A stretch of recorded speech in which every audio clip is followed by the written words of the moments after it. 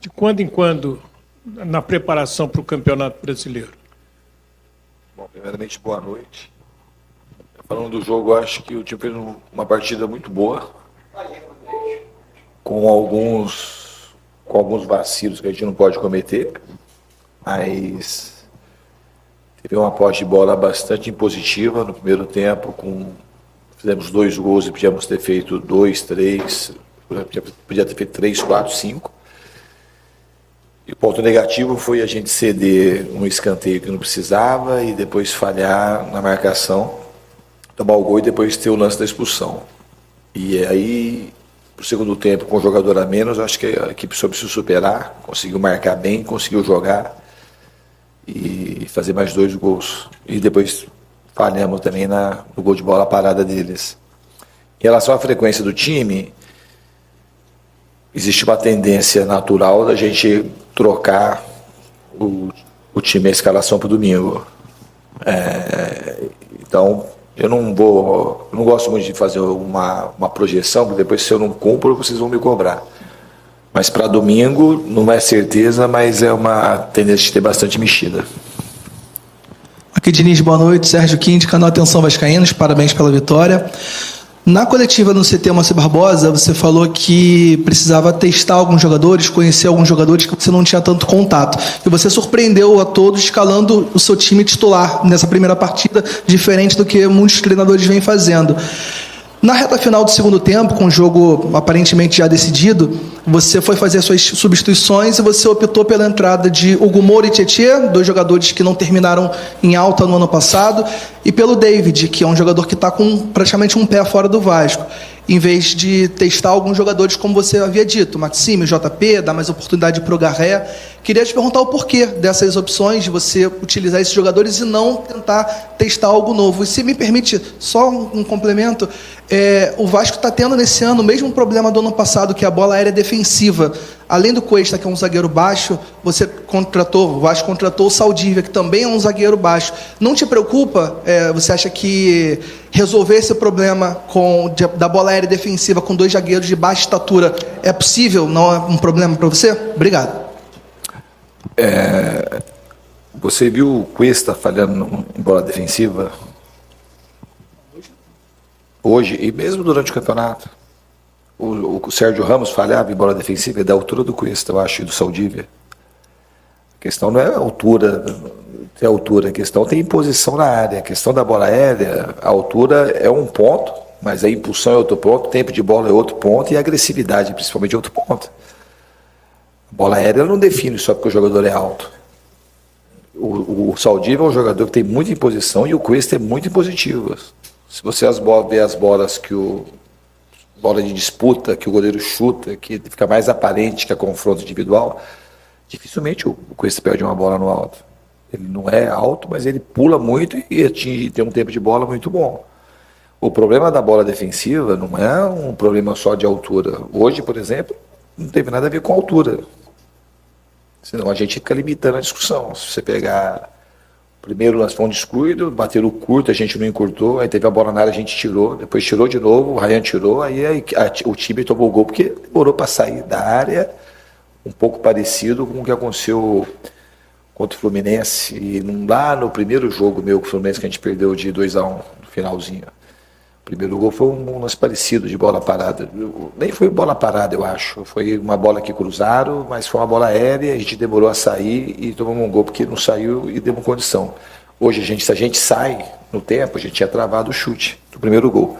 E no segundo gol, a bola não tinha ninguém, a bola era aberta, era claro que a bola era uma bola de centro de área, de marca do pênalti, a gente ficou com a linha dentro da área pequena praticamente e não conseguiu chegar. E a gente estava marcando alguns jogadores individual e aquele jogador especificamente ele estava solto, mas era uma bola que a gente tinha que estar mais posicionado para fora para poder tirar. Em relação à tua outra pergunta, foram quase 3 perguntas, né? O David, eu não estou sabendo que o David está com o pé fora do Vasco. Você deve estar sabendo de coisa mais do que eu, não estou sabendo mesmo. Se fosse de outros jogadores, tem até rumor, mas do David, para mim, assim, disse que ele está fora do Vasco, de especulação, até ouvi alguma coisa. Fora do Vasco, ninguém me falou absolutamente nada do David, até agora. E E outra questão de... Esses jogadores em vez de testar os novos. Uma outra coisa que você falou que eu não concordo é que o jogo não estava ganho. Não estava ganho. A gente está com um jogador a menos, se tivesse de 2 gols, aí se o cara faz um gol e depois... Eu não acho que o jogo estava ganho de jeito nenhum. Eu fiz as escolhas, se tivesse... E também a ideia do planejamento não era testar os jogadores no jogo de hoje. A gente vai ver na sequência como é que a gente vai fazer para ver os jogadores. E já falei mais de uma vez, eu vou testar os jogadores à medida que eu sinto confiança que é o melhor para o Vasco. Eu não vou testar o jogador só porque eu tenho que testar no jogo. Não. Se eu estou vendo o treinamento e eu achar que o jogador não tem que entrar, ele não vai entrar. Vou testar na medida que eu acho que tenho a confiança de botar o jogador ou que o jogo peça o jogador, que eu acho que é importante para o Vasco naquele momento. Aqui, Diniz. Boa noite, Diniz. Jonathan Santos, canal BTB Esportes. Parabéns pela vitória. Uma pergunta, você já demonstrou, né, a sua vontade até anteriormente do jogo sobre a permanência do Ryan. E se você poderia confirmar, né, para a gente aqui agora em coletiva se ele fica ou se ele sai, se você já tem essa informação conclusiva, mais uma vez esboçar a sua opinião. E dentro de um dia que foi tão movimentado para o Vasco hoje em relação à negociação nesse mercado, será que existe a possibilidade do Diniz também fazer uma ligação para o Inestrosa, que é um jogador que você já falou um pouco sobre ele, e há uma possibilidade do Boca não apresentar provas financeiras para adquirir o jogador. Então, uma oportunidade de mercado, queria que você falasse sobre o jogador também. Obrigado, Diniz. Então, o Inestrosa é um jogador que eu gosto, já tinha falado isso em num outro momento, ano passado. Ele fez uma Copa Libertadores que acabou caindo na chave de times brasileiros, ficou até mais fácil para a gente acompanhar. É um jogador interessante, mas por hora não tem absolutamente nada. E em relação ao Ryan, eu acho o seguinte, desde que eu cheguei aqui, eu vi um potencial imenso no Ryan, e essa imensidão de potencial está só no começo. Não acho que é o momento do Ryan sair para nenhum time e por nenhum valor nesse momento. Acho que ele é um jogador que eu falo desportivamente e falo também pela ligação que eu tenho com ele, que é muito próxima. Se fosse meu filho, ele jamais sairia do Vasco nesse momento. Eu acho que o Ryan, ele merece, mais de qualquer coisa, ele merece ficar no Vasco e o Vasco merece que ele fique. Eu acho que esse início dele de hoje é uma amostra daquilo que pode acontecer nessa temporada. O Ryan tem tudo para se afirmar de maneira contundente no futebol brasileiro e mais bem preparado para desbravar o mercado europeu. O potencial do Ryan é para ser um dos maiores jogadores do mundo, na minha opinião. Ele tem tudo, tem tudo. E eu gosto muito do Ryan, como pessoa também, muito. Eu tenho, desde o primeiro dia que a gente se encontrou, é uma química muito forte. Eu torço, estou fazendo força para que o Ryan permaneça no Vasco. Eu acho que é o melhor para o Ryan, é o melhor para o Vasco e é o melhor até para o futebol brasileiro. Boa noite, Danilo, do Expresso 1923. Diniz, sobre o jogo de hoje, eu acho que a expulsão acaba atingindo a dinâmica, especialmente no segundo tempo. Mas no primeiro a gente viu um Vasco dominante, trocando passes, pressionando o Maricá. E até teve um lance do impedimento do Maricá ali, que saiu um gol, que seria 1-1, nas costas dos zagueiros. E muito lembrou o jogo contra o Corinthians da Copa do Brasil, na dinâmica ali dos zagueiros um pouco mais na lateral e um espaço no meio da área. Queria saber se você tem trabalhado isso e se pudesse falar também para a gente sobre o Verratti. Você falou no CT Moacir Barbosa um pouco sobre ele, que não tinha dado nenhuma comunicação em relação à saída ou proposta, se houve alguma mudança nesses últimos dias. Obrigado. O Verratti, eu estou sabendo, tem rumores, do negócio do Cerro Porteño. É outro jogador que eu gosto muito. Em nenhum momento o Verratti estava fora dos planos, e está fora dos meus planos. Agora, se acontecer alguma coisa diferente e tiver o desejo de sair, é uma coisa que vai se conversar em algum momento. Mas ele é um jogador importante para a gente. Ele é um cara que virou ídolo do Vasco num momento muito delicado, porque o que o Verratti fez no Vasco é uma coisa muito importante. Aquele ano de 2023, aquela fuga do rebaixamento, valia às vezes mais do que um título. O Vasco, se cai naquele momento, ia ser muito desastroso para todo mundo. A gente não sabia como é que o Vasco ia estar hoje. Então o Veguete é um cara que ele tem muita importância na história recente do Vasco, e é um grande artilheiro e é um ídolo da torcida. E ele sempre me ajudou no campo, mesmo jogando ou não jogando. Então, ele em nenhum momento, na minha composição de elenco, ele esteve fora dos planos. Agora, o que vai acontecer nos próximos dias, se vai ter alguma negociação ou não, eu não posso te dizer agora. Em relação ao gol impedido do Maricá, ele não tem a ver com o que aconteceu contra o Corinthians. São situações completamente diferentes. Contra o Corinthians, a gente tinha uma marcação, o primeiro gol do Corinthians aqui na Copa do Brasil, a gente subiu de maneira equivocada na marcação, fez um retorno lento, a gente errou um monte de coisa para tomar aquele gol do Corinthians. Hoje foi um erro de passe do Cuesta e a gente não soube se proteger rapidamente para evitar. E por um pouco a gente não tomou gol. Então foi um erro, são erros diferentes, errou nos dois lances, mas não são o mesmo tipo de erro. Boa noite, Diniz, Sérgio do podcast Cruz Maltino. Você falou em mudanças para os próximos jogos. Você já tem treinado o Saldívia e o Rojas. Pensa em utilizá-lo já no próximo jogo? Então, o Sérgio tem uma chance, não sei se para iniciar.